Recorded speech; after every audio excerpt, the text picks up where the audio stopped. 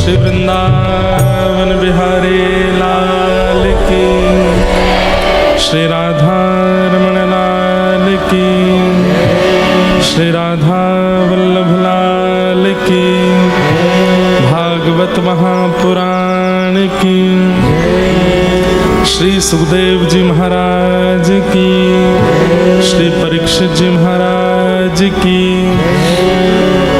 सब संतन की, सब भक्तन की, सब विप्रन की, नीलाचल धाम की, खीरचोरा गोपीनाथ की, डोटा गोपीनाथ की, साक्षी गोपाल की, श्रीलिंगराज महादेव की, जगन्नाथ महाप्रभु की, महाप्रसाद की, महोदधि समुद्र नारायण भगवान की जय जय श्री राम।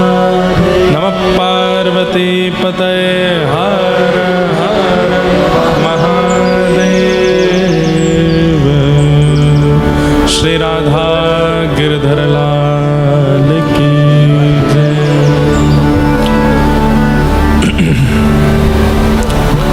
परम मंगल में परात्पर अखिलेश्वर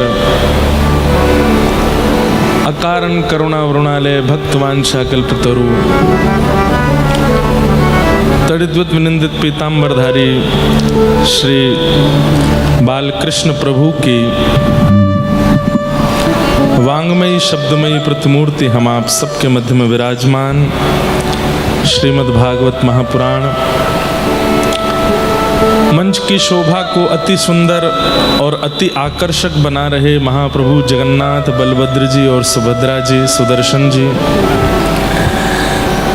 जगन्नाथपुरी से आए हुए समस्त महापुरुष, समस्त विद्वत्वरिण्य, मंच पर विराजमान समस्त विप्रवृंद, समस्त गंधर्वजन, कथा के आयोजक परिवार एवं आप सभी कटक निवासी उड़ीसा के अन्य क्षेत्रों से आए हुए श्रोता भाई बंधु, हरि भक्त परायण समस्त वैष्णवों को जय श्री कृष्ण, जय सिया राम, जय श्री राम, जय श्रीमन नारायण, जय श्री नारायण, जय जय श्री राधे, जय जय श्री राम, जय जगन्नाथ। जय जगन्नाथ।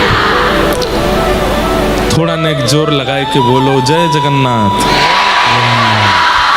देखो पकड़ी गई कंजूसी, सारे जय जयकार आपने कितने धीरे लगाए, लेकिन जब बोला गया तो सारी ऊर्जा प्रकट कर दी। कंजूस केवल धनवान ही नहीं होते हैं कि योग्य होते हुए भी धन का प्रयोग ना करें। कई बार भगवत भक्ति में भी अपने स्वर का, भाव का, ओज का, तेज का, बल का प्रयोग ना करना भी कंजूसी। मैं कथा में सुनाया करता हूँ कि जगन्नाथपुरी में रहकर के खूब भक्ति भजन जिन्होंने किया, ऐसे नामाचार्य श्री हरिदास ठाकुर, श्री महाप्रभु चैतन्य महाप्रभु जी की परंपरा में हरिदास ठाकुर, वे भुजा उठा करके ऊंचे ऊंचे स्वर में कीर्तन किया करते थे। इतना तेज कीर्तन किया करते थे कि उनके स्वर से आसपास के क्षेत्र सब अवगत हो जाता था। किसी ने उनको टोक करके कह दिया कि आप धीमे भजन किया करो, धीमे नाम उच्चारण किया करो, इतनी जोर जोर से क्यों बोलते। तब नामाचार्य हरिदास ठाकुर कहते हैं कि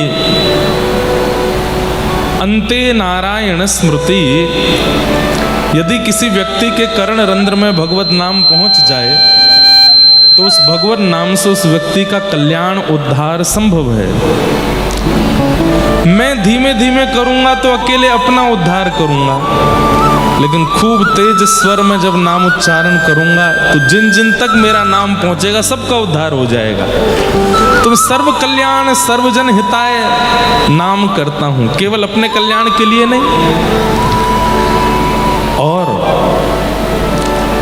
यदि कंठ है, हाथ हैं, पैर हैं, सर्वांगीण रूपेण सारी योग्यताएं प्राप्त हैं, फिर भी हम भगवत भजन भगवत भक्ति में कंजूसी करते हैं, तो वही दंड, वही अपराध, वही नरक प्राप्त होता है जो धनवान व्यक्ति को कंजूसाई करने पर प्राप्त होता है।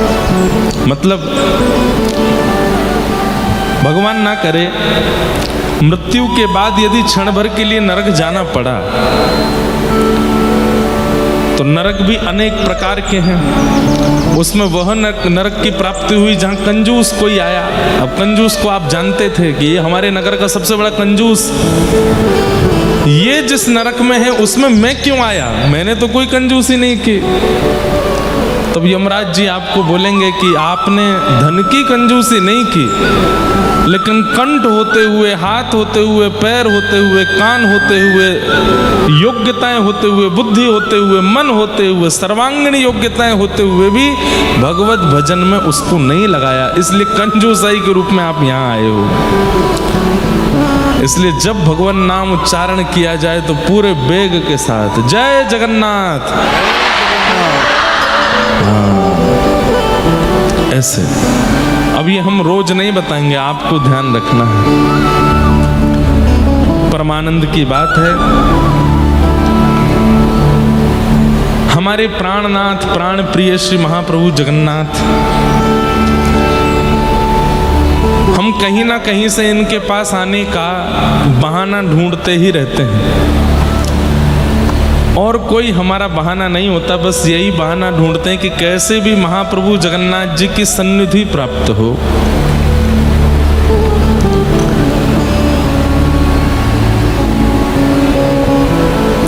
इन दिनों में भुवनेश्वर में पहले ही कथा निश्चित थी, आज से ही भुवनेश्वर में कथा होनी थी, और 26 तक कथा का क्रम था। फिर 27, 28, 29, 30 ये दिन हमारे खाली थे। 1 तारीख को 2 को विदेश यात्रा पर निकलना था। 29 को महाप्रभु जगन्नाथ जी की स्नान पूर्णिमा है, उनका जन्म नक्षत्र जन्म तिथि है। महाप्रभु जगन्नाथ जी इस धराधाम पर स्नान पूर्णिमा के दिन प्रकट हुए।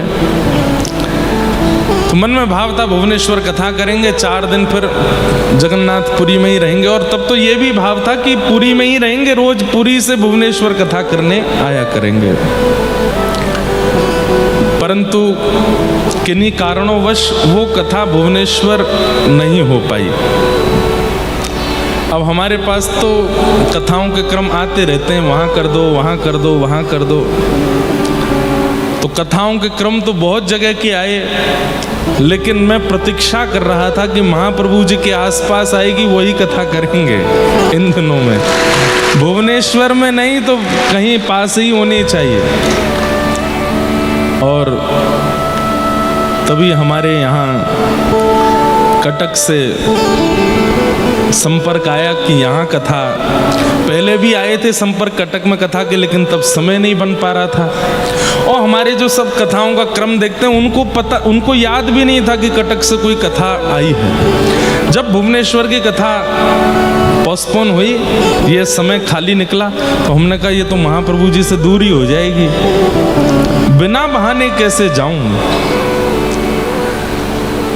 तो मैंने इनको याद दिलाया, मैंने कि कटक से फोन आया था कथा के लिए, वो वहाँ संपर्क करो। बोले हाँ वो तो अभी भी है। मैंने कहा वो उनको कह दो अगर ये 2-3 महीना में व्यवस्था बन जाए। संभवतः 2-3 महीने में ये अपना क्रम बना है ना, इतनी जल्दी क्रम बनता नहीं कथा का। लेकिन हमने कहा उनसे कहो कटक में कथा करेंगे ताकि महाप्रभु जी का सानिध्य मिले।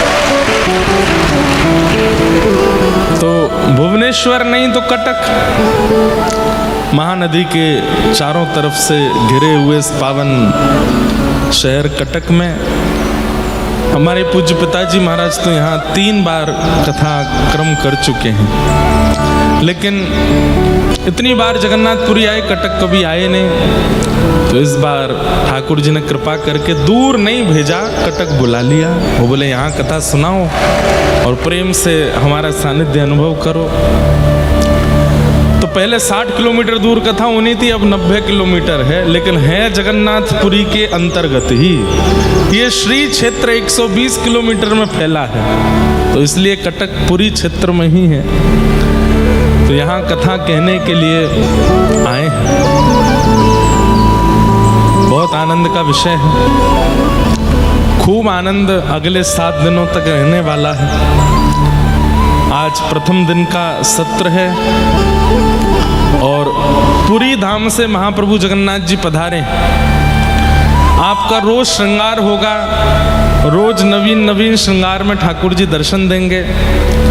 एक दिन सोना भेज भी होगा, एक दिन ठाकुर जी का बड़ श्रृंगार, अभी तो बड़ श्रृंगार में ही है, चंदन लागी, अभी चंदन लागी वेश में। सब ठाकुर जी के श्रृंगारों का दर्शन हम लोग यहीं किया करेंगे। महाप्रभु जी पधारे हैं। आज भी कथा के बाद हम खीर चोरा गोपीनाथ बालेश्वर जाएंगे, वहाँ पहली बार वहाँ का भी दर्शन करके आएंगे। ऐसे अद्भुत ठाकुर जी यहाँ। हमें कभी कभी लगता है कि हमारे वृंदावन के ठाकुर ने 2 प्रांतों पर बड़ी कृपा की है भारत में। वृंदावन के ठाकुरों ने 2 प्रांत पर विशेष कृपा की है। एक तो राजस्थान, वृंदावन के ठाकुर राजस्थान में भी खूब विराजमान हैं। श्री गोविंद देव जी, गोपीनाथ जी, मदन मोहन जी, विनोदी लाल जी, राधा दामोदर जी, अनेक ठाकुर राजस्थान में। और दूसरी कृपा आपकी उड़ीसा पर हुई है। यहाँ पर भी ठाकुर जी खूब सुंदर सुंदर रूपों में, भावों में विराजमान हैं। श्री साक्षी गोपाल भगवान वृंदावन से पधारे। खीर चोरा गोपीनाथ, टोटा गोपीनाथ, सब वृंदावन के ठाकुर यहाँ विराजमान। महाप्रभु जगन्नाथ कितनी कृपा करके यहाँ इस पूरे उड़ीसा क्षेत्र पर कृपा कर रहे हैं। तो ये सौभाग्य है आप लोगों का कि आप यहाँ रहते हैं, और सौभाग्य है हमारा कि हम कथा सुनाने आए हैं। 26 तारीख तक आप लोगों को यहाँ कथा सुनाएंगे कटक में, और फिर 27, 28, 29, 30 4 दिन श्री जगन्नाथ रसामृत कथा कहेंगे जगन्नाथपुरी उड़ीसा में। तो जिन लोगों को 7 दिन कथा सुनकर के मन ना भरे, वो फिर पुरी आ जाना। तो फिर 4 दिन पुरी में कथा करेंगे। लेकिन पूरी कथा में एक विलक्षणता है। 27 और 28 को कथा होगी, 29 को कथा नहीं होगी। 29 को महाप्रभु जगन्नाथ जी का स्नान दर्शन सब लोग करेंगे। आज ही मैं पढ़ रहा था स्कंद पुराण में, संभवतः हमारे पंडित जी ग्रंथ लेके नहीं आए होंगे मंच पे।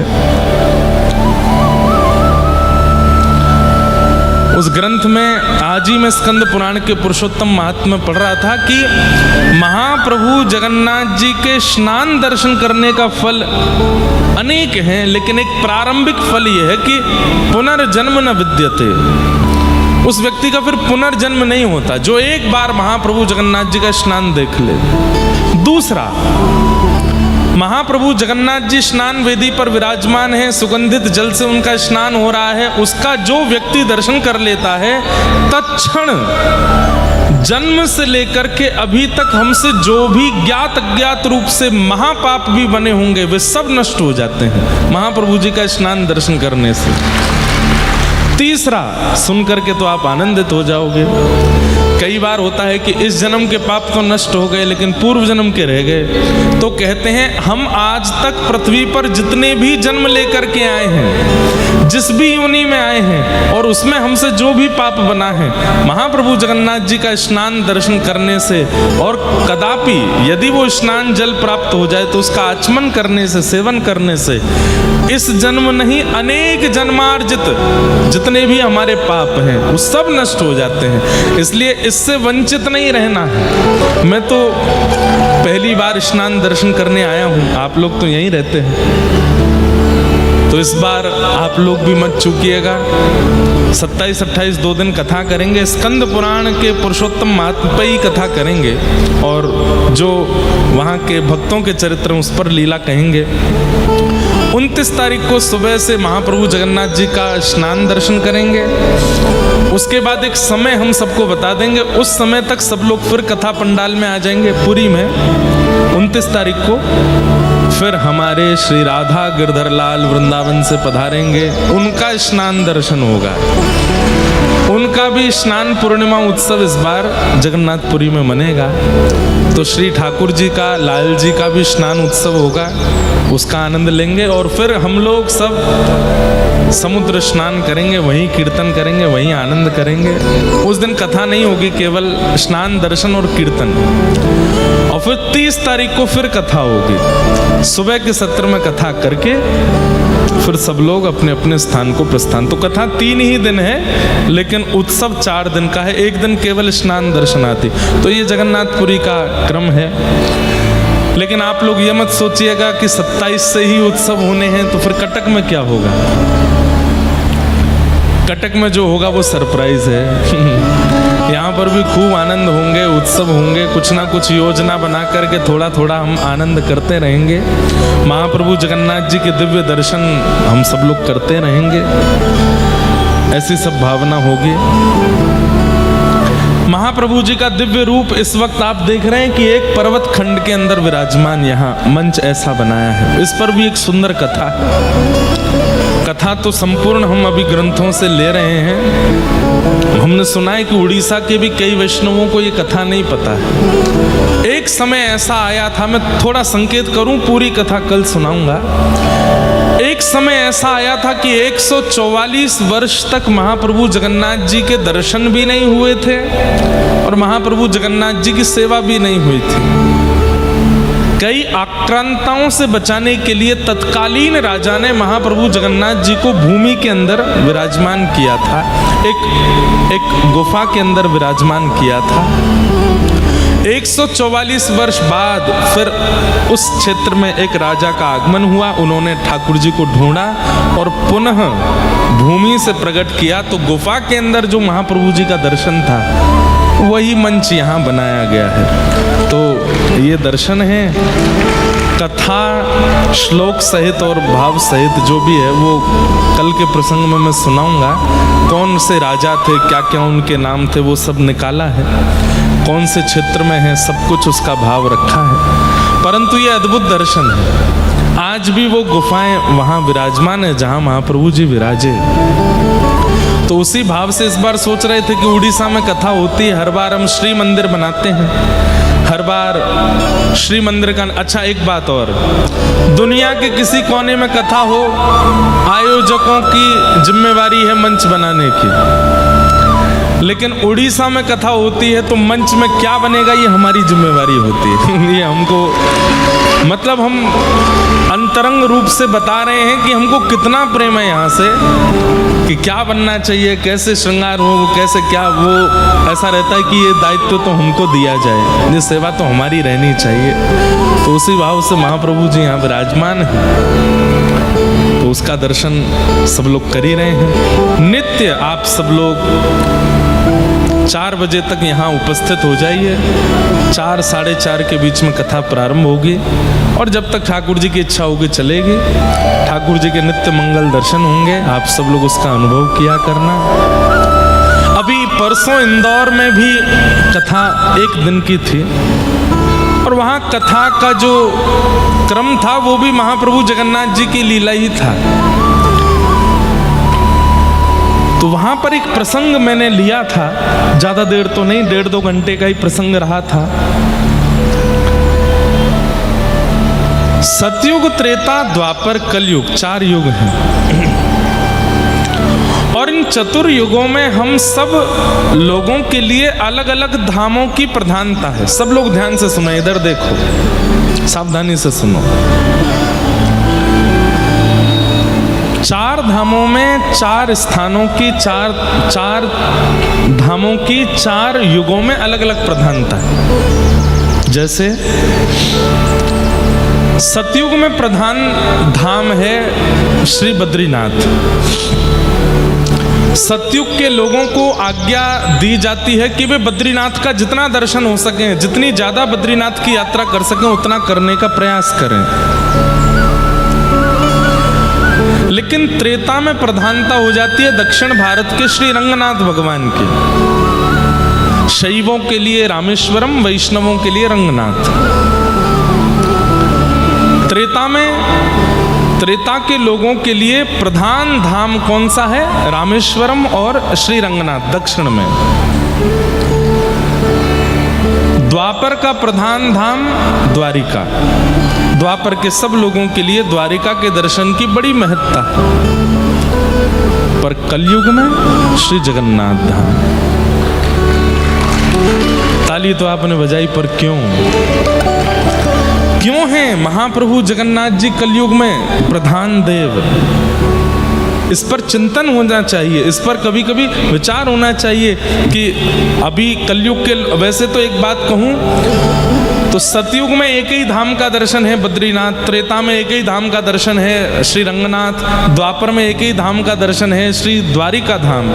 लेकिन कलयुग में हम लोगों के लिए इतनी प्रधानता कि हम चारों धाम के दर्शन कर सकते हैं, बद्रीनाथ भी, द्वारिका भी, रंगनाथ भी और जगन्नाथ भी। लेकिन प्रधान रूप से हम सबको आज्ञा है, कलयुगी जीवों को महाप्रभु जगन्नाथ जी का दर्शन करना ही है, अनिवार्य है। वर्ष में एक बार महाप्रभु जी के पास जाना ही है, ऑप्शनल नहीं है। इसमें आपके पास में ऑप्शन नहीं है कि जाए नहीं जाए, नहीं, जाना ही पड़ेगा। आप यदि कलयुग में जन्मे हो तो महाप्रभु जगन्नाथ जी को साल में एक बार प्रणाम करना पड़ेगा। क्यों?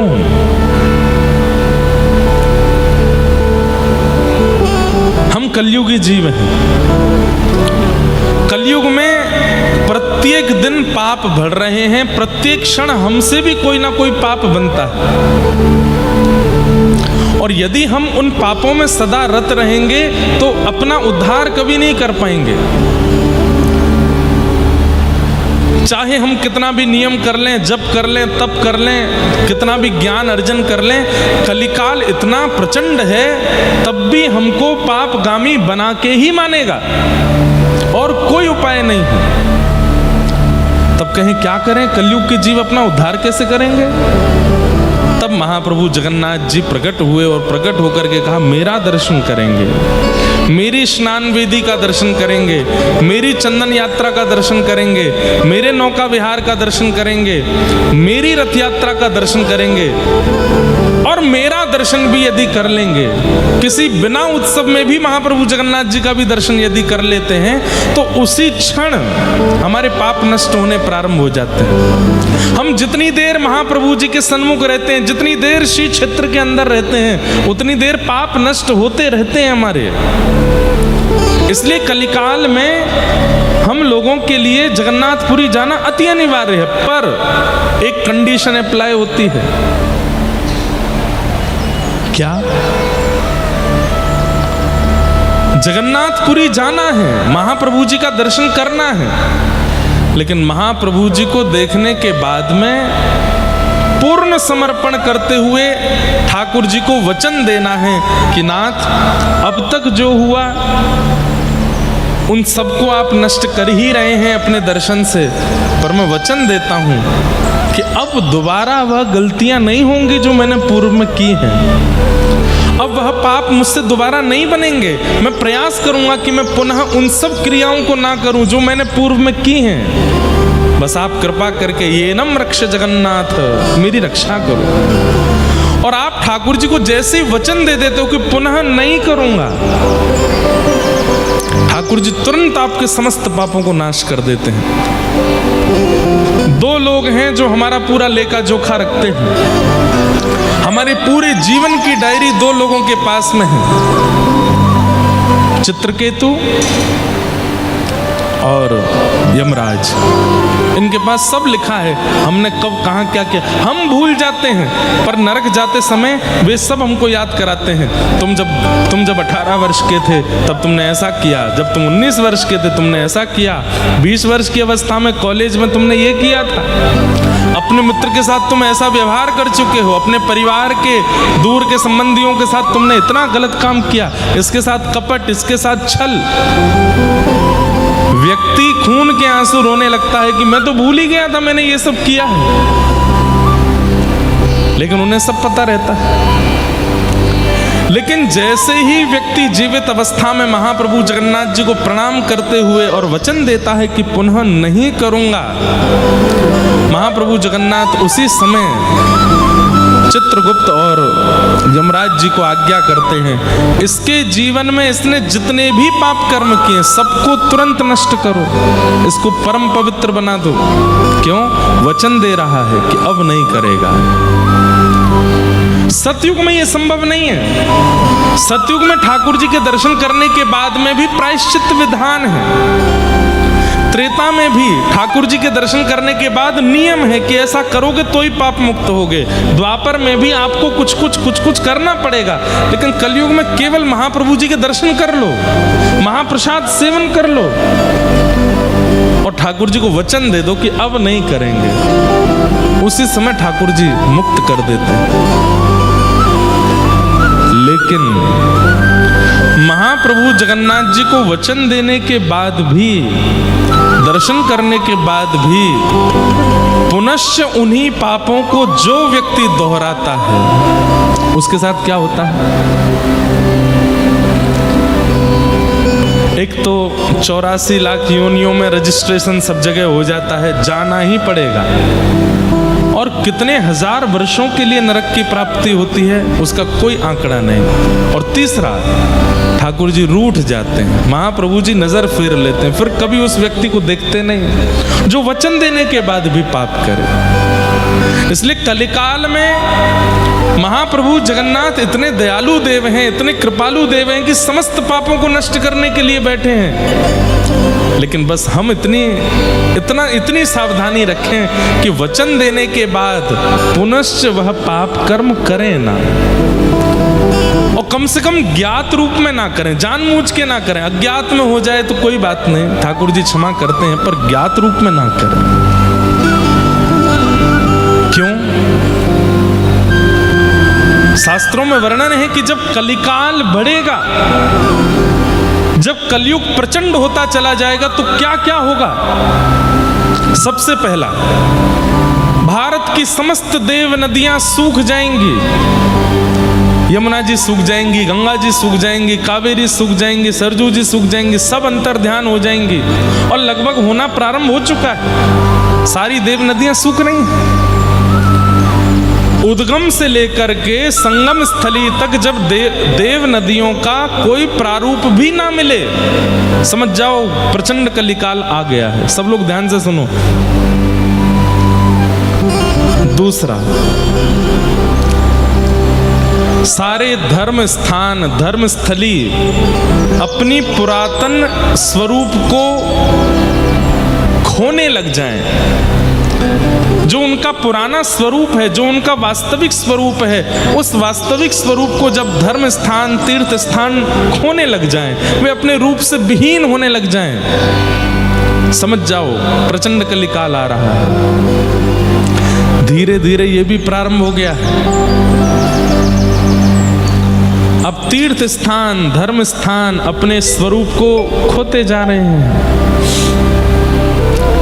तीसरा, तीर्थ निवासी, धाम निवासी लोग भी तीर्थ और धाम में रहने का अभिमान करने लग जाएं, और उस अभिमान के कारण भगवत भजन भक्ति का त्याग कर दें, और सारी वो क्रियाएं करने लग जाएं जो महानगर के लोग करते हैं। खान पान की दूषितता, विचारों की दूषितता, कर्मों की दूषितता। अरे महानगर में रहने वाले लोग तो कुछ भी करते हैं, लेकिन धामों में रहने वाले भी यदि वही करने लग जाएं तो समझ जाओ कलिकाल प्रचंड हो रहा है। चौथा,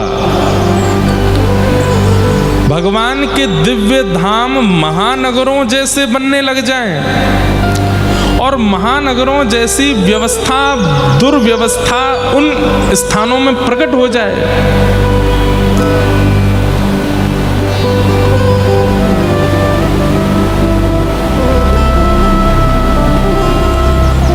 मांस मदिरा का भोजन और कलयुग को प्रचंड करने वाले जितने भी दूषित स्थान हैं, ये धामों में प्रकट होने लग जाएं, समझ जाओ कि अब प्रचंड कलिकाल आ रहा है।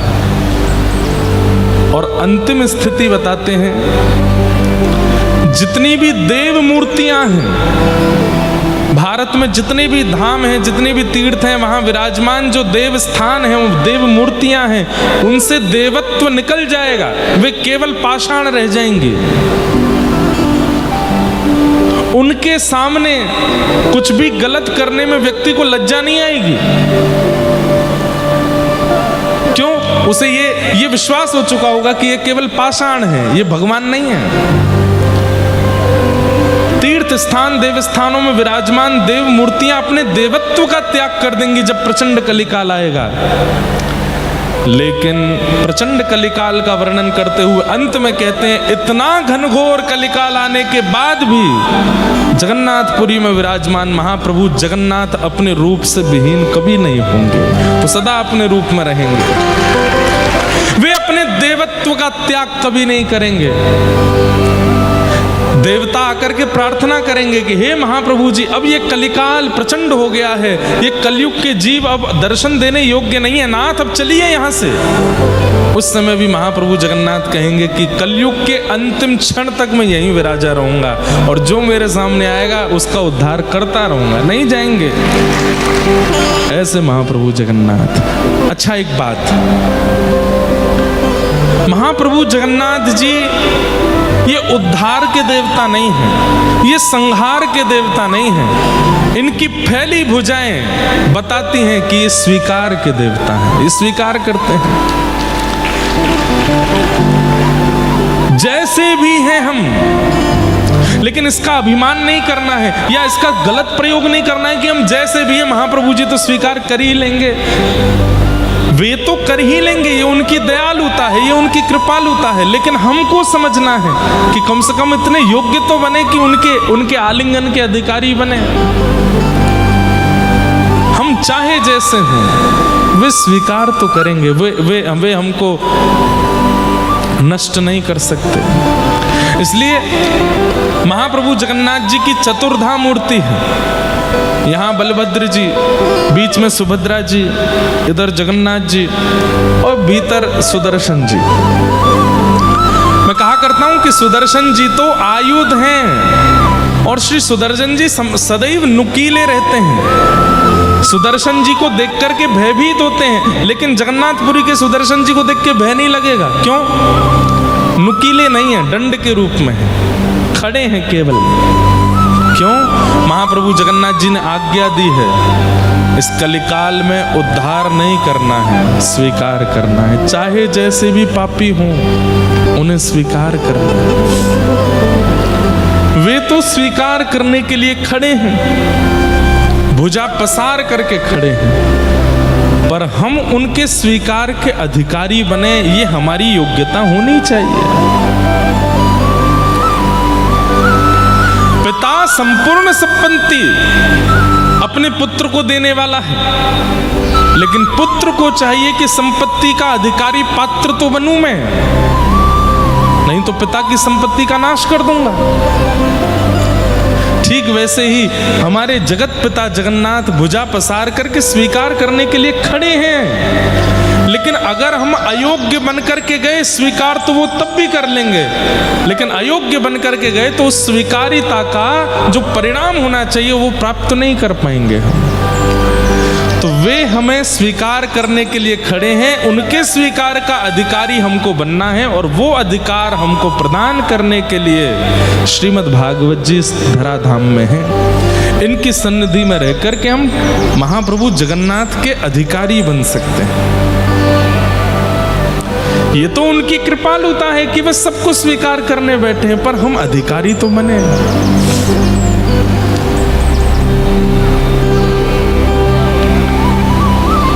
अच्छा हूँ या बुरा हूँ, जैसा भी हूँ तुम्हारा, अच्छा हूँ या बुरा हूँ, जैसा भी हूँ तुम्हारा, अच्छा हूँ या बुरा हूँ, जैसा भी हूँ तुम्हारा।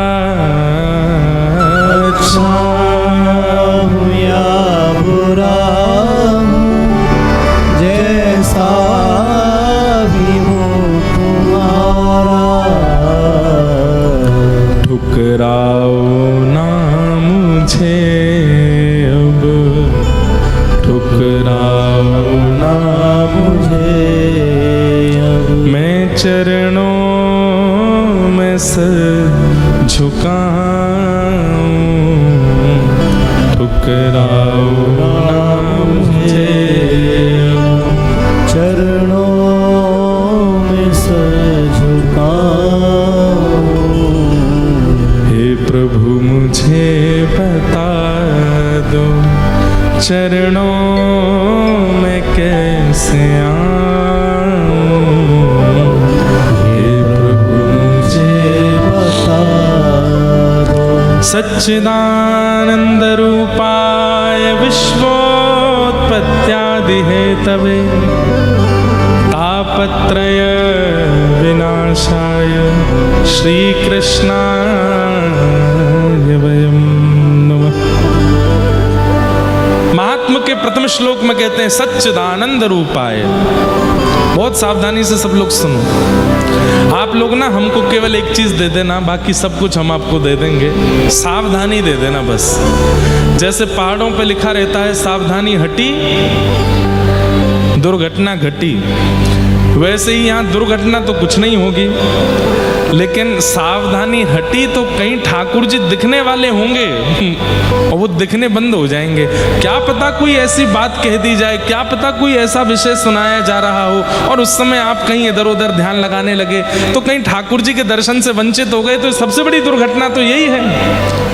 इसलिए कर्ण पिशाचनी जी जो हैं इनको बंद रखिएगा। व्हाट्सएप, फेसबुक, इंस्टाग्राम, कैमरा वैमरा, फोन कॉल सब 3 घंटे के लिए बिल्कुल बंद रखो। दूसरा, कान रूपी दोने बिल्कुल खाली कर लीजिए। मन बुद्धि चित्त को जगन्नाथ महाप्रभु और यहाँ व्यास मंच पर बैठे हुए व्यास जी में लगा दीजिए। आप 7 दिन का एक उद्देश्य निश्चित कर लीजिए कि इस कथा का उद्देश्य क्या है। कि मैं इतनी बार कटक से गया हूं जगन्नाथपुरी, लेकिन नाथ अब प्रार्थना है कि पुरी आकर के दर्शन नहीं, अब कटक में बैठे बैठे आपका साक्षात्कार करना है, और वो ये कथा करा देगी। अरे महाराज, 7 दिन की कथा में ये सामर्थ्य है कि आपसे कोई पूछ ले कि आज बताओ महाप्रभु जी ने कैसा श्रृंगार किया है, तो आप बता दोगे। ऐसी अर्ध स्पर्श माला पहनी है ठाकुर जी ने, ऐसे पोशाक धारण की, ऐसा पुष्प, ऐसा आप बता दोगे। वो सब संभवताएं प्रकट हो सकती हैं भागवत जी से, इसलिए बहुत ध्यान से सुनो। सच्चिदानंद रूपाय विश्वोत्पत्त्यादि हेतवे, महात्मा का पहला श्लोक। तापत्रय विनाशाय श्री कृष्णाय वयं नमः। सत्य, चैतन्य और आनंद, 3 रूपों का वर्णन यहां पर किया गया। ध्यान से सुनिएगा। महाप्रभु जगन्नाथ जी श्रीमद् भागवत के महात्म के प्रथम श्लोक के प्रत्यक्ष दृष्टा हैं। जो श्लोक मैं बोल रहा हूं वो यदि देखना है तो पीछे देख लो। इधर जो विराजमान बलभद्र जी हैं ये सत्य स्वरूप हैं। क्यों? श्री बलराम जी आचार्य हैं, जीवाचार्य हैं। हमारे आचार्य श्रीमद् रामानुजाचार्य जी श्री बलराम जी शेषावतार, और उन्हीं के रूप में ही श्री रामानुजाचार्य जी आए हैं। तो आचार्य कौन है? जो सत्य का अनुभव करावे, जो सत्य पथ प्रदर्शन करावे, वही आचार्य है। तो सत्य, चित्त और आनंद में सत्य कौन है? श्री बलभद्र जी। और जगन्नाथपुरी में तो एक बात की बड़ी प्रसिद्धि है, बड़ा ठाकुर। क्या नाम है इनका?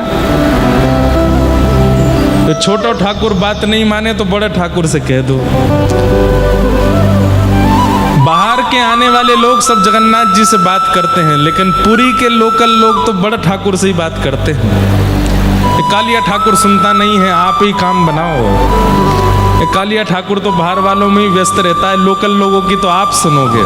और क्योंकि बलभद्र जी राजा हैं, भले ही द्वारिकाधीश श्री कृष्ण हैं, पर द्वारिकाधीश कृष्ण भी कोई क्रिया करना चाहते हैं तो पहले बलभद्र जी से आज्ञा लेते हैं, तभी करते हैं। इसलिए महाप्रभु जगन्नाथ जी के मंदिर में प्रवेश करते ही सबसे पहला दर्शन श्री बलभद्र जी का होता है। आप लोग जब भीतर प्रवेश करते हैं, अब सबने दर्शन तो किए ही हैं, जैसे ही भीतर प्रवेश करते हैं तो गरुड़ स्तंभ है, उधर ठाकुर जी विराजमान। भीतर प्रवेश करते देखोगे पहले बलराम जी दिखते हैं। क्यों? आचार्य का पहले दर्शन करोगे तो आचार्य ही आपको बताएगा कि सत्य पथ किधर है, सत्य मार्ग किधर है, ठाकुर जी कहाँ। तो प्रथम दर्शन सत्य स्वरूप श्री बलराम जी, क्योंकि वे आचार्य हैं, जीवाचार्य हैं। दूसरा दर्शन चैतन्य स्वरूप श्री सुभद्रा जी। सुभद्रा जी चैतन्य स्वरूप हैं। श्री जगन्नाथपुरी में सबसे अद्भुत दर्शन यदि किन्हीं के होते हैं तीनों ठाकुरों में, तो वो सुभद्रा जी का होता है। क्यों? बलराम जी भी इतने ही दिखते हैं, क्योंकि वो जहां भीतर विराजते हैं वहां इतना ही दर्शन होता है। जगन्नाथ जी भी इतने ही दिखते हैं, लेकिन सुभद्रा जी पूरी दिखती हैं। पूरा पूरा दर्शन सुभद्रा जी का होता है, सबको होता है। जगन्नाथ जी का दर्शन करने आप लोग देखेंगे मंदिर में बाईं ओर इतनी भीड़ खड़ी रहती है, एक दूसरे पर चढ़ रहे होते हैं, तब भी जगन्नाथ जी पूरे नहीं दिखते। कभी कभी भीतर जाने का अवसर मिल जाता है तो जहां तक जा सकते हैं वहां से तो भी जगन्नाथ जी थोड़े दिख जाए, नहीं तो बाहर गरुड़ स्तंभ के पास से तो इतने ही दिखते हैं। लेकिन सुभद्रा जी पूरा दर्शन करती, पूरा दर्शन कराती। अच्छा, इसमें एक भाव और आता है मन में, हम भाई लोगों को सीखना चाहिए वुमेन एम्पावरमेंट श्री जगन्नाथ जी से। पुरुष प्रधान हैं, लेकिन फिर भी माता जी को बीच में आगे रखा, बोले आप सबको दर्शन दो। अच्छा, दूसरी बात, दुनिया दर्शन करने आई है जगन्नाथ जी का, पर दर्शन करने आए हुए जीव को, ध्यान से सुनना, ये सब मन में भाव आ रहे हैं। दर्शन करने आए हुए याचक को या घर आए हुए याचक को कई बार पुरुष लोग दुत्कार देते हैं या उसमें गुण और दोष का दर्शन करने लगते हैं। लेकिन घर में दया स्वरूपणी जो माताएं बहनें होती हैं वो घर के पुरुषों को समझाती हैं, बेचारा इतनी दूर से आया है, इतनी दूर से चल के आया है, आप उसको ऐसे डांट फटकार, ठीक है गलती की, अपराध किया, थोड़ा धीमे बोल दो, ऐसे चिल्लाना थोड़ी चाहिए। बलराम जी अंकित करते हैं कि परमात्मा उधर है, सत्य पथ उधर है, लेकिन परमात्मा कई बार, वैसे तो गुण दोष नहीं देखते ठाकुर जी, लेकिन फिर भी कभी कभी इतनी संख्या में लोग पहुंच जाते तो कभी कभी गुण दोष देख भी लेते होंगे। तो श्री सुभद्रा जी का दर्शन, तो सुभद्रा जी क्या करती हैं? जगन्नाथ जी बड़े भैया, ये सामने जीव आया है, कलकत्ता से आया है, ये बेंगलोर से आया है, ये कटक से आया है, ये भुवनेश्वर से आया, बेचारा बहुत दीन है, इसको दर्शन दीजिए ना, इस पर कृपा कीजिए ना। महाप्रभु जगन्नाथ जी बिल्कुल नहीं करनी है, तुमको पता है इसने कितने पाप अपराध कर रखे हैं। अरे तो कोई बात नहीं, है तो आपका ही जीव, इस पर अनुग्रह करो, इस पर कृपा करो। अच्छा, एक बात, महाप्रभु जी तो कृपा करने ही बैठे, लेकिन वे चाहते हैं कि बगल में बैठे हमारे बहन भैया, इनके अंदर भी मेरी जैसी करुणा आवे, तो जानबूझ के उनको दिखाते, नहीं इस पर कृपा नहीं करूंगा। सुभद्रा जी, अरे भैया कर दो ना, क्या दिक्कत है? तब ठाकुर जी कहते, ठीक है आप कह रही हो तो कर रहा हूं, नहीं तो मेरी इच्छा तो नहीं है। जगन्नाथ जी करना चाहते हैं, लेकिन वे चाहते हैं कि इन दोनों का भाव भी मैं थोड़ा सुनूं। आप कह रही हैं तो मैं करूंगी। तो वो कौन है? वे चैतन्य जीव को परमात्मा के श्री चरणों की प्राप्ति कराने वाली श्री सुभद्रा जी। इसलिए सुभद्रा जी का संपूर्ण दर्शन सब जीवात्माओं को होता है। जगन्नाथपुरी जाने वाले हर व्यक्ति को सुभद्रा जी का दर्शन होता ही होता है। अब कहां तक कहें, एक व्यक्ति पहली बार हमारे साथ जगन्नाथपुरी गया था, वो सुभद्रा जी को ही जगन्नाथ जी समझ रहा था, वो सुभद्रा जी को ही जगन्नाथ जी। फिर एक बार कहीं फोटो लगी थी तो मैंने कहा भाई कैसे दर्शन है? बोले ये जय विजय हैं, बीच में जगन्नाथ जी हैं। मैंने कहा अरे भाई जय विजय जगन्नाथ जी नहीं है, ये बलभद्र जी हैं, सुभद्रा जी है, जगन्नाथ। वैसे ऐसा है नहीं, अब तो सब लोगों को सब पता है, लेकिन ऐसे ऐसे महापुरुष भी हैं। तो सुभद्रा जी का दर्शन सबको होता है, या फिर ऐसा कहो सब पर दृष्टि सुभद्रा जी की जरूर पड़ती है। और ये अच्छा है कि सुभद्रा जी हमको देख लें। वे दयालु हैं, वे माँ हैं, वे कई बार प्रसन्न होती हैं तो जगन्नाथ जी से कहती हैं इस पर कृपा करो। और जब सत्य स्वरूप बलभद्र जी, चैतन्य स्वरूप सुभद्रा जी दोनों कृपा कर देती हैं, तब आनंद घन जगन्नाथ हमको देखते हैं। आनंद घन जगन्नाथ की हम पर दृष्टि पड़ती है, और जैसी उनकी दृष्टि पड़ती है उनकी कृपा होती है। बड़े भाव आ रहे हैं मन में। बलभद्र जी का जब दर्शन करते हैं तब सत्य की प्रतीति होती है कि यही साचे हैं। ये जो मेरे सामने तीनों देव खड़े हैं ये साचे हैं, बाकी जगत मिथ्या है। सुभद्रा जी का जब दर्शन करते हैं तो उनके प्रति मूर्ति भाव नष्ट हो जाता है, तीनों चैतन्य हैं। और जब जगन्नाथ जी का दर्शन करते हैं तो रोंगटे खड़े हो जाते हैं, आनंद आ जाता है। आनंद रूप सच्चिदानंद रूपाय, ये सत्य चैतन्य और आनंद घन रूप महाप्रभु जगन्नाथ। जगन्नाथ जी को देखने के बाद भी नेत्रों से आंसू नहीं निकले तो समझ जाना भीतर कुछ और भरा पड़ा है। लेकिन महाप्रभु जगन्नाथ जी को देखते ही नेत्र सजल हो जाते हैं, नेत्रों से अश्रुपात होता है, रोंगटे खड़े हो जाते हैं, अपनी देह की सुध भूल जाते हैं। कौन आया साथ में, कौन लेकर के आया, कहाँ खड़े हैं। कई बार इतनी गर्मी हो जाती है भीतर मंदिर में कि महाराज श्वास लेना भारी पड़ता है, लेकिन महाप्रभु जगन्नाथ को देख कर के एक ऐसी शीतलता का अनुभव होता है। वही शीतलता, वही सुख, वही है आनंद, और वही आनंद श्री कृष्ण है। सच्चिदानंद रूपाय, ऐसे सत्य चैतन्य और आनंद स्वरूप महाप्रभु जगन्नाथ को प्रणाम। देखो मेरी गलती नहीं है, उड़ीसा में कथा सुनोगे तो पूरी कथा जगन्नाथ पर ही होएगी, सबका अर्थ महाप्रभु जगन्नाथ ही निकल के आएंगे।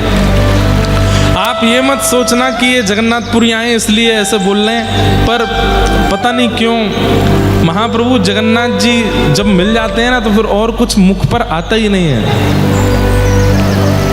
जगन्नाथ चकानैन, जगन्नाथ चकानैन, सबसे तो गवा दिया, दिल्ली वालों से गवाए आए, मुंबई वालों से गवाए आए, ऑस्ट्रेलिया वालों से गवाए आए, अब बारी उड़ीसा वालों की है।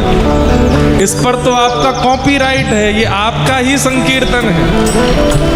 ऊंचे स्वर में गाओ, मेरे प्रभु जगन्नाथ चकानैन, जगन्नाथ चकानैन, नीलाचल वारे न संभाले तो कौन संभाले हो, संभाले तो हमें कौन संभाले, तू न संभाले तो हमें कौन संभाले हो, संभाले तो हमें कौन संभाले। मेरे प्रभु जगन्नाथ चकानैन, जगन्नाथ चकानैन, नीलाचल वारे तू न संभाले तो हमें कौन संभाले हो, संभाले तो हमें कौन संभाले। देखो जितनी संख्या में आप बैठे हो उस हिसाब से आवाज नहीं आ रही है हमको। अरे कम से कम ऐसा उद्घोष तो करो कि महाप्रभु हिल जाएं पुरी में बैठे बैठे। बोले कहीं मेरे वैष्णव बुला रहे हैं, कहीं मेरे सब भक्त मेरा स्मरण कर रहे हैं। भाव से ऊंचे स्वर में गाओ, मेरे प्रभु जगन्नाथ चकानैन, जगन्नाथ चकानैन, नीलाचल वारे तू न संभाले तो हमें कौन संभाले हो, संभाले तो हमें कौन संभाले। मेरी ये नैया है अब तो तेरे हवाले, ये नैया है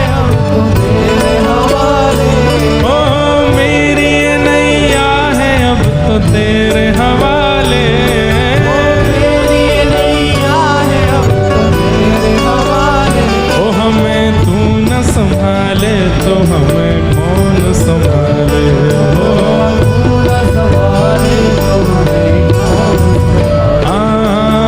तू न संभाले तो हमें कौन संभाले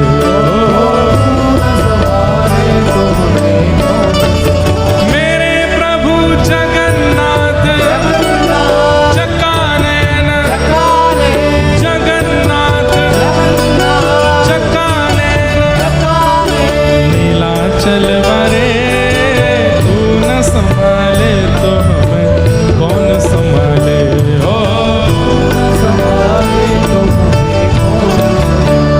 हे बलभद्र सुभद्रा संग आप विराजे बलभद्र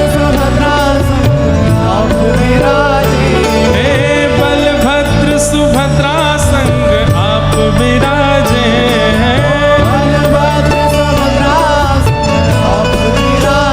हे मंदिर के ऊपर नील चक्र विराजे हो मंदिर के ऊपर नील मंदिर के ऊपर नील चक्र विराजे हो मेरे प्रभु आगे वाले नहीं पीछे वाले कुर्सी वाले सोफा वाले सब गाओ मेरे प्रभु जगन्नाथ जगन्नाथ चकानैन चकानैन नीलाचल वरे तू न संभाले तो हमें कौन संभाले हो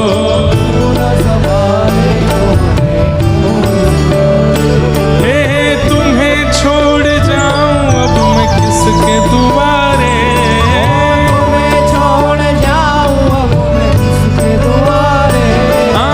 तुम्हें छोड़ जाऊं अब मैं किसके दुआरे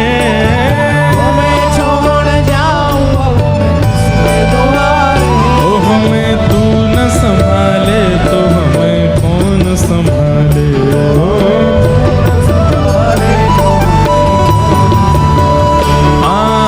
तू न संभाले तो हमें कौन संभाले हो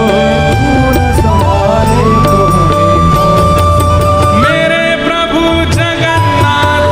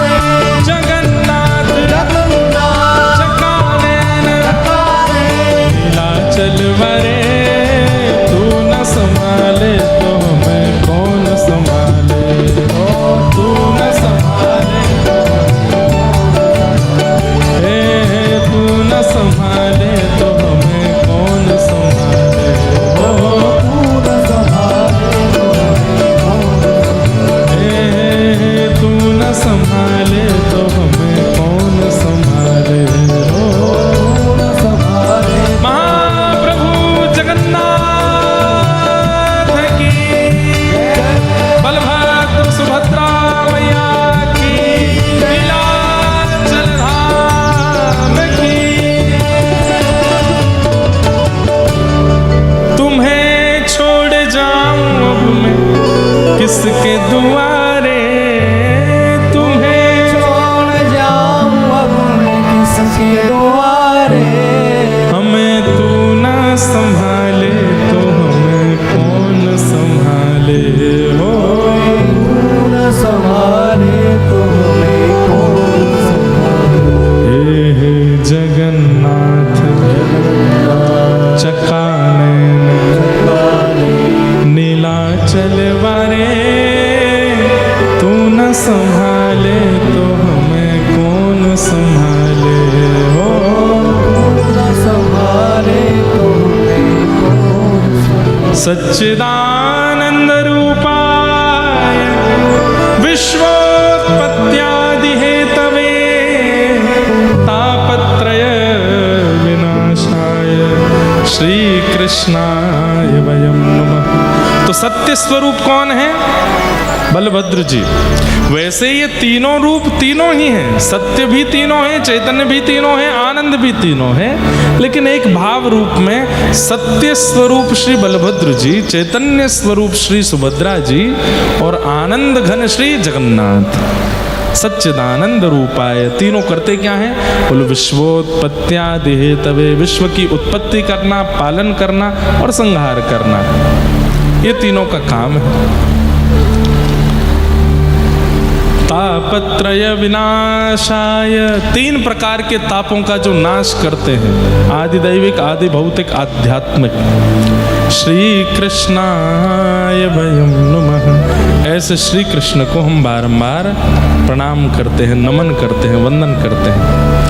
यम प्रव्रजन्तमनुपेतमपेत कृत्यम द्वैपायनो विरह कातरया जुहाव, पुत्रेति तन्मयतया तर्वोऽभिनेदुः तं सर्वभूत हृदय मुनिमानतोऽस्मि। श्री सुखदेव जी महाराज की। श्री सुखदेव जी को वंदन किया। 88,000 सौनकादि ऋषि नैमिषारण्य क्षेत्र में सूत जी महाराज से प्रश्न करते हैं कि भगवान, इस भयावह कलिकाल में भगवत प्राप्ति का श्रेष्ठ से श्रेष्ठ और पवित्र से पवित्र साधन क्या है, कृपा कर हमें बताओ। बहुत ध्यान से सुनेंगे सब लोग, सब लोग इधर देखो, इधर देखो, इधर देखो, ध्यान से सुनो। टीवी पर तब देखिएगा जब आपका रूप आवे उसमें, हाँ? जब तक आप नहीं दिखाए जाओ तब तक हमको ही देखो। कलयुग में भगवत प्राप्ति का श्रेष्ठ से श्रेष्ठ, श्रेयसाम यद भवेत् श्रेय पावनानां च पावनम्, कृष्ण प्राप्तिकरं सस्व साधनं तद्वदाधुना। बंधुओं देखो, हम पाप मुक्त कैसे हों, हम पवित्र कैसे हों, हम शुद्ध कैसे हों, हमारे पूर्व के किए कृत्यों से हम निवृत्त कैसे हों, इसकी योजनाएं तो सब सुनते रहते हैं और सब करते भी रहते हैं, लेकिन भगवत प्राप्ति कैसे हो, महाप्रभु जगन्नाथ हमें मिले कैसे, इसकी योजना में बहुत कम लोग होते हैं। इसकी योजना में बहुत कम लोग हैं। लेकिन वास्तविकता यही है कि पाप मुक्त होना कल्याण नहीं है, मृत्यु से पहले भगवत अनुभव कर लेना यही मानव का कल्याण है। बहुत धनवान होना कल्याण नहीं है। यदि बहुत धनवान होना कल्याण होता तो शायद सबसे बड़ा कल्याणकारी और सबसे बड़ा कल्याणवंत पुरुष रावण है। विद्वान होना कल्याण नहीं है, उसमें भी रावण का ही नाम आ जाएगा, बहुत विद्वान था। यश वैभव कीर्ति प्राप्त करना कल्याण नहीं है। प्रभु श्री राम को इतने लोग नहीं जान रहे थे त्रेता में जितना रावण को जानते थे।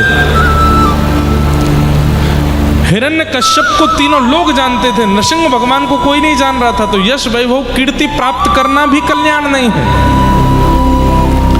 सुयोग पुत्र होना, सुयोग पुत्री होना, उनके योग्य विवाह हो जाना, ये सब कल्याण नहीं है। लेकिन दुर्भाग्य की बात, हम यहाँ सुनकर के बातें तो बड़ी बड़ी कर रहे हैं, पर बाहर जाके हम भी यही कल्याण चाहते हैं। हमारा उद्देश्य भी यही बन चुका है कि धनवान होंगे तो ही हमारा कल्याण है, योग्य पुत्र पुत्री होंगे तो ही हमारा कल्याण है, हमारा यश होगा, कीर्ति होगा, वैभव होगा तो ही हमारा कल्याण है। यहां बैठ करके तो बड़ी बड़ी बातें होती ही हैं, लेकिन वास्तविकता में यह कल्याण नहीं। कल्याण क्या है? भले ही योग्य कुल में जन्म हुआ हो, लेकिन इस पृथ्वी से प्रस्थान करने से पूर्व भगवत अनुभव हो गया हो, भगवत साक्षात्कार हो गया हो, तभी हमारा कल्याण है। उसी में ही हमारा कल्याण है। भक्तिमती मीराबाई, राजवंश की रानी, आधी रात महल तज चल दी, रहा न मनवा बस का, गिरधर की दीवानी मीरा,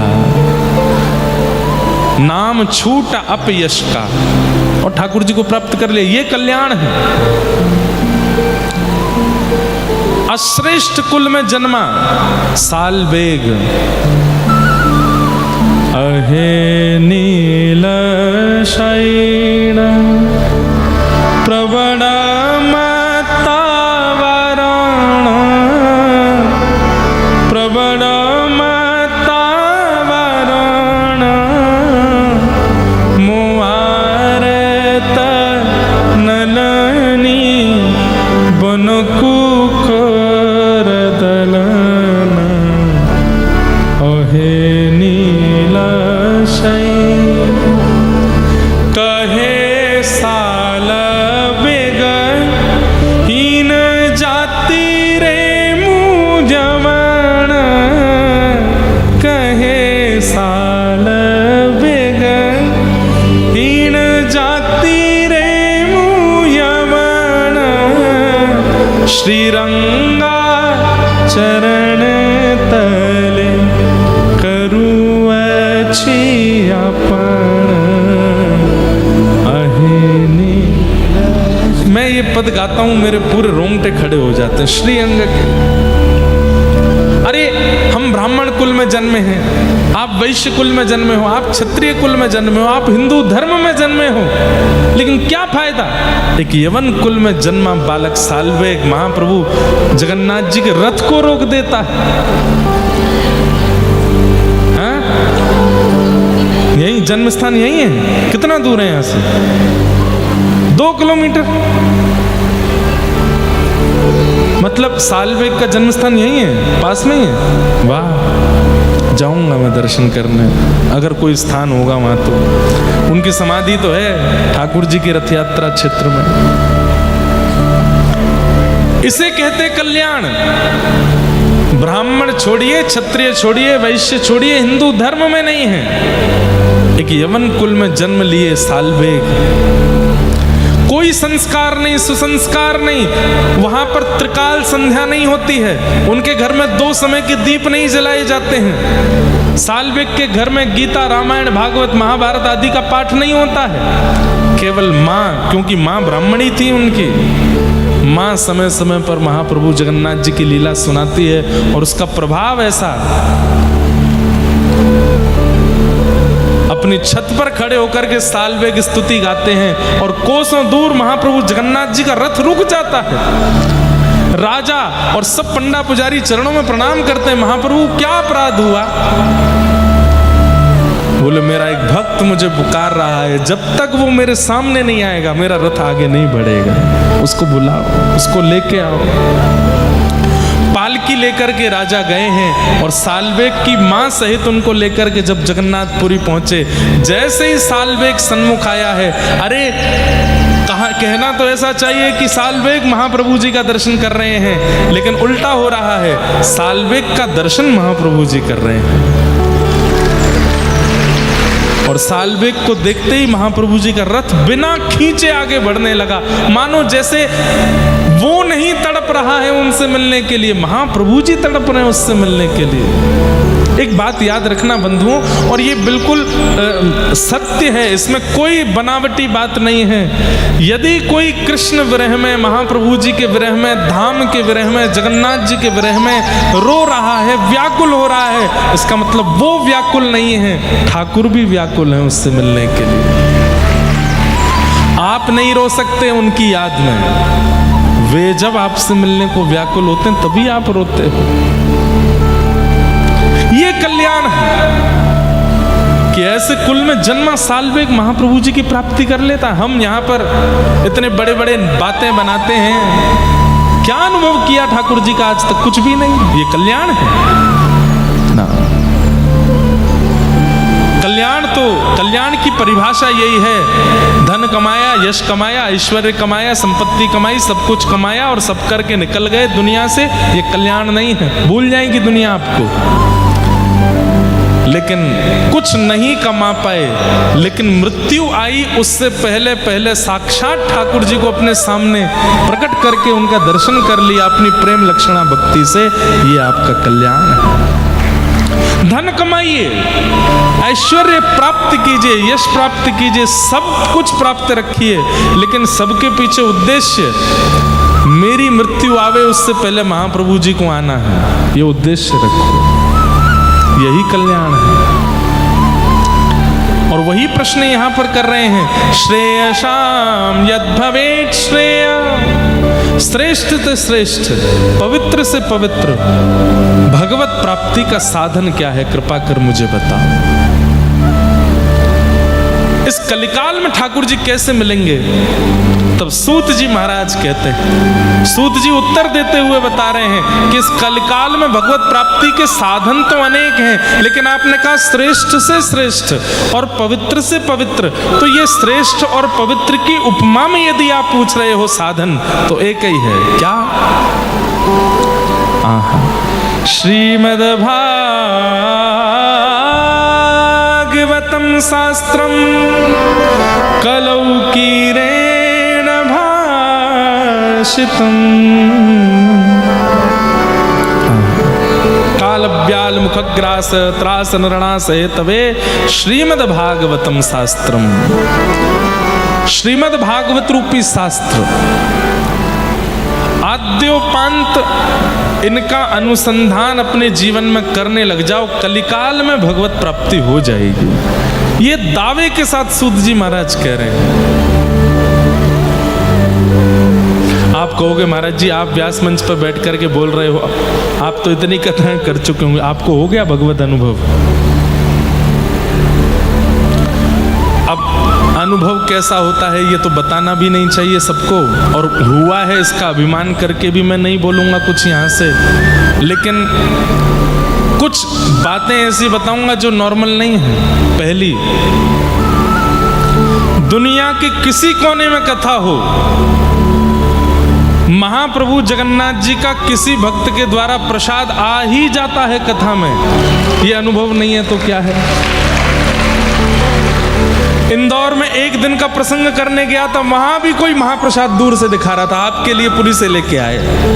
उससे पहले कथा चल रही थी वृंदावन धाम में, वहां पर तो कितने महाप्रसाद लेके महाप्रभु जी के आए। और केवल महाप्रसाद नहीं आता है, कोई नाथ द्वारा से प्रसाद लेके आता है, कोई महाप्रभु जी का महाप्रसाद लेके आता है, कोई तिरुपति बालाजी का लड्डू लेके, हर कथा में होता है ऐसा। एक की बात नहीं कर रहा हूं मैं वृंदावन वासी हूं। राधा रमण जी की कुलिया, बिहारी जी का भोग, गिरिराज जी का 56 भोग, इतने वैष्णव आते हैं कथा में और दूर से कहते हैं हम महाराज जी के लिए कुछ लाए हैं, ये प्रसाद मंच तक पहुंचवा दो। आज भी कथा के प्रारंभ में महाप्रसाद आ गया। हमारे महाराज जी लेकर के आए, तो ये तो चलो पास है, यहाँ तो आना स्वाभाविक बात है, लेकिन हर कथा में आता है।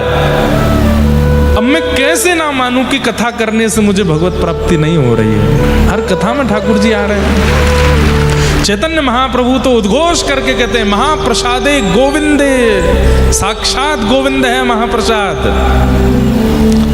महाप्रसाद को पाने का नियम क्या है?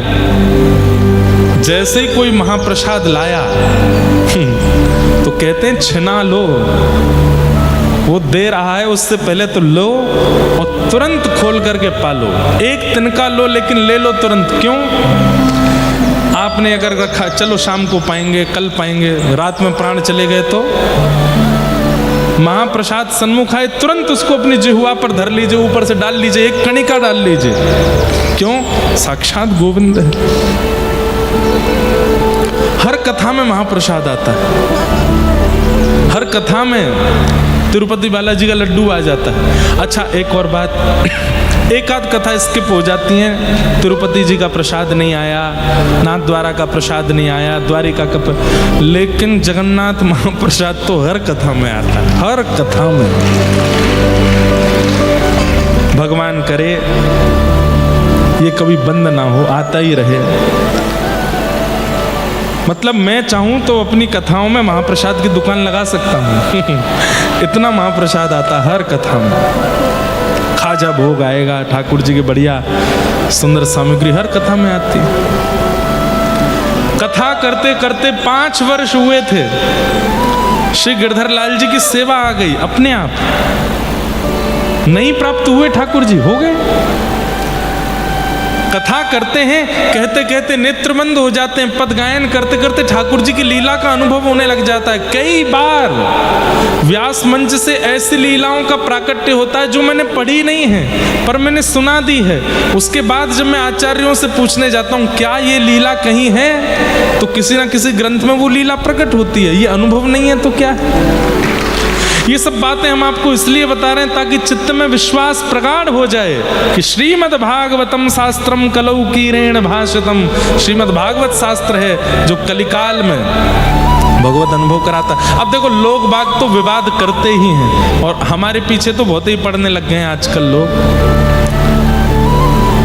लेकिन विवाद की बात नहीं है, सौभाग्य की बात है।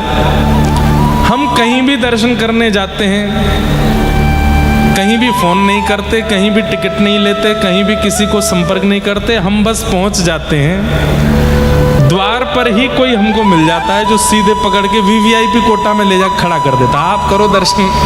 हम उसको वीआईपी वीवीआईपी नहीं मानते, हम उसको कहते हैं कि कथा करते हैं ना, ठाकुर जी का यश गाते हैं, सबको कथा सुनाते हैं, तो ठाकुर जी हमको थोड़ा सा प्रायोरिटी ज्यादा दे देते, आ जाओ तुम आगे आके कर लो। किसी से कहते नहीं, अपने आप हो जाता है। भगवत अनुभव नहीं है तो क्या है?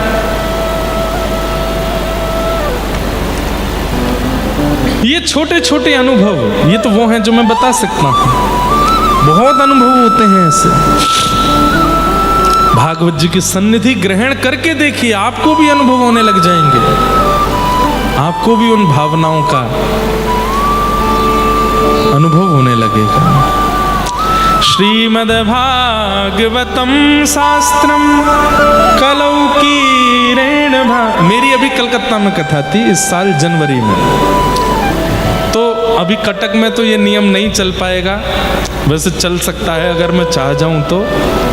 मैं पुरी में रसोई का प्रसाद नहीं पाता, पुरी में केवल महाप्रसाद ही पाते हैं। जितने दिन पुरी में रहेंगे, आ गया लो, हम पुरी में रहते हैं तो हमारे रसोईया बाबा जो हैं वो खर्राटे मार के सोते हैं, क्योंकि हम कुछ बनवाते नहीं वहाँ, रोटी सब्जी दाल चावल कुछ नहीं, केवल महाप्रसाद पाएंगे।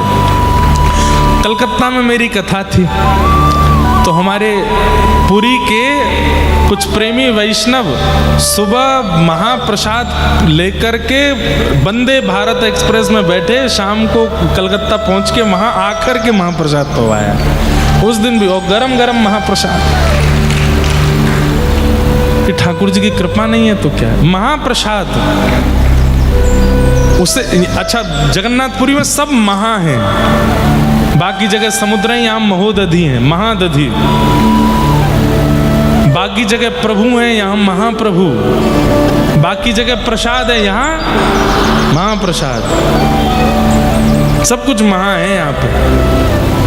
लेकिन महाप्रसाद महाप्रसाद कैसे बनता है, इसकी कई लोगों को शायद कथा नहीं पता। महाप्रसाद बनाने की बड़ी सुंदर योजना है। सब लोगों को केवल इतना पता है, एक के ऊपर एक हंडी रख देते हैं, सबसे ऊपर वाली पहले बन जाती है, फिर उसके बाद दूसरी, तीसरी, चौथी, सब इसी कथा को ही बोलते हैं। पर महाप्रसाद बनाने का सबसे पहला रूप, जितने भी महाप्रसाद बनाने वाले जो सेवक हैं वे सब लक्ष्मी जी का आवाहन करके जाते हैं, और वे जब ठाकुर जी का प्रसाद सिद्ध करते हैं, सब विश्व की सबसे बड़ी पाकशाला है जगन्नाथ भगवान की जो रसोई है, और वे वहाँ पाक बनाने वाले, ठाकुर जी का प्रसाद बनाने वाले जितने भी सेवक हैं, उनको यह भूलना पड़ता है कि हम कौन हैं। उनको यह भाव लाना पड़ता है कि हम जगन्नाथ जी की पत्नी लक्ष्मी हैं, और इस भाव को धारण करके जब वे जाते हैं तभी महाप्रसाद सिद्ध होता है। पहली बात, एक के भी मन में ये भाव आ गया कि मैं पंडा हूँ, मैं पुजारी हूँ, मैं पाकशाली हूँ, या मैं कुछ और हूँ, या मेरा रमेश नाम है, मेरा दिनेश नाम है, मैं ऐसा हूँ, मैं वैसा हूँ, महाप्रसाद में कोई कमी रह जाएगी, या फिर वो महाप्रसाद ठाकुर जी तक नहीं पहुँचेगा। उसके अंदर ये भावना उसको लानी ही पड़ती है कि हम ठाकुर जी की गृहिणी हैं, हम ठाकुर जी की पत्नी हैं, लक्ष्मी। पहली क्रिया। फिर दूसरा, गोपाल मंत्र का उच्चारण करके उसको सिद्ध किया जाता है। तीसरा, मुख पर ढांटा बांध करके उसकी सुगंधी भी भीतर ना चली जाए, उस प्रसाद को लेकर के ठाकुर जी के सन्मुख जाया जाता है। उसकी और भी विधियां हैं। ऊपर से कोई पक्षी भी नहीं निकलेगा, कोई मानव भी नहीं निकलेगा जब महाप्रसाद ठाकुर जी के सन्मुख जाएगा। अभी तक वो प्रसाद है, महा नहीं हुआ अभी। फिर ठाकुर जी के सन्मुख रखा जाता है, फिर पंचोपचार करके ठाकुर जी को भोग निवेदित किया जाता है। फिर उसके बाद में भीतर जितने भी 12 भागवतों का भोग लगाया जाता है, अंदर जितने भी मंदिर हैं सब जगह भोग पधराया जाता है। फिर बिमला देवी के सन्मुख उस प्रसाद को पधराया जाता है, और जब बिमला देवी भोग लगा लेती हैं तब उसका नाम होता है महाप्रसाद। फिर वो महाप्रसाद बनता है। इसकी एक कणिका भी यदि पाली जाए तो उसका कितना कितना गुना फल। अब एक बार नारद जी वैकुंठ गए, लक्ष्मी जी सब सहचरियों के साथ में प्रसाद सिद्ध कर रही थी, ठाकुर जी चौकी पर बैठे थे। तो नारद जी बोले, मैं बस कीर्तन करता रहता हूँ, कथा गाता रहता हूँ, मेरी भी इच्छा होती है कि मैं भी आप लोगों की तरह ठाकुर जी की सेवा में रहूं।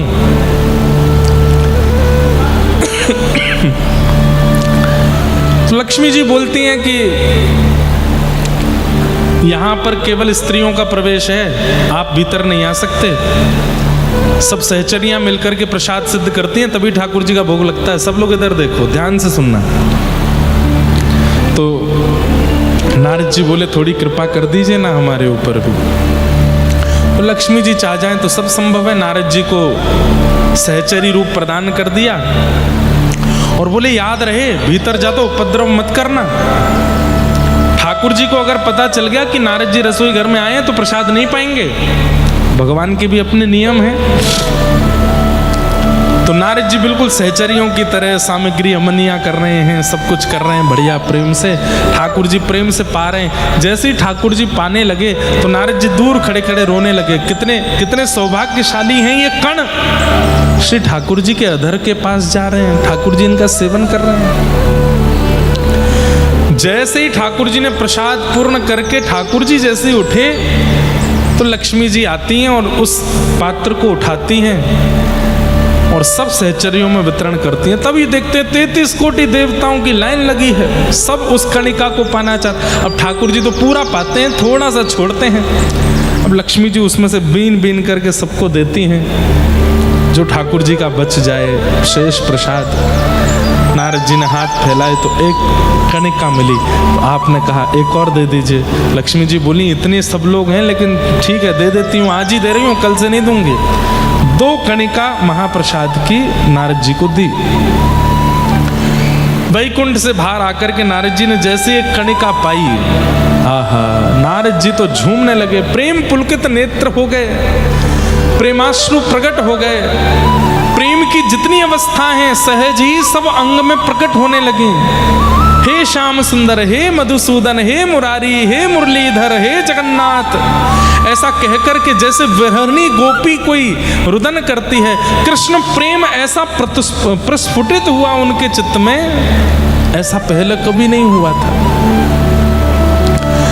नारद जी प्रेम मगन नृत्य करते करते करते करते हिमालय में पहुंचे, और तभी कैलाश पर बैठे हुए महादेव ने जब नारद जी को देखा, कई बार ऐसा होता है ना किसी का रूप देख करके, किसी के वस्त्र देख करके, किसी की स्थिति देख के हमारे मन में इच्छा हो जाती है, काश हम भी ऐसे होते, काश हम भी ऐसे बोलते, काश ऐसे वस्त्र हम भी पहनते, काश ऐसा नृत्य हम भी करते, काश ऐसा हम भी गाते। नारद जी को देख करके महादेव के मन में हुआ कि भाई ये जिस स्थिति में कृष्ण नाम गा रहे हैं, ऐसी स्थिति में तो मैं भी कभी नहीं आया। नारद जी के पास जाकर के नारद जी का आलिंगन किया। नारद जी तो बस प्रेमाश्रु में रोते जा रहे हैं, हे माधव, मधुसूदन, मुरारी। और प्रेम पुलकित कोई हो, कोई और उसका स्पर्श कर दे तो प्रेम घट जाता है। नारद जी का प्रेम जब शांत हुआ, महादेव बोले, लाखों वर्षों से तपस्या कर रहे हैं हम, ऐसी स्थिति हमारी कभी नहीं बनी जैसी आपकी अभी बन रही थी। कैसे बनी?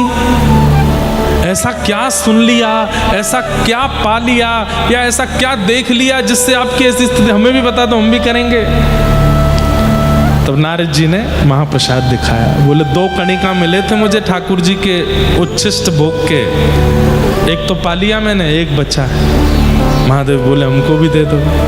नारद जी बोले ठीक है, आपको देता हूँ। जैसे ही नारद जी ने महाप्रसाद दिया, महादेव ने पाया, तो जैसी नारद जी की अवस्था वैसी महादेव की भी हो गई। प्रेम पुलकित होकर के रुदन करने लगे, जटाजूट खोल करके नृत्य करने लगे, और बस माधव, मधुसूदन, कृष्ण, मुरारी, यही नाम गाते गाते पूरे हिमालय पर नृत्य कर रहे हैं महादेव, और विरहणी गोपियों की तरह रो रहे हैं।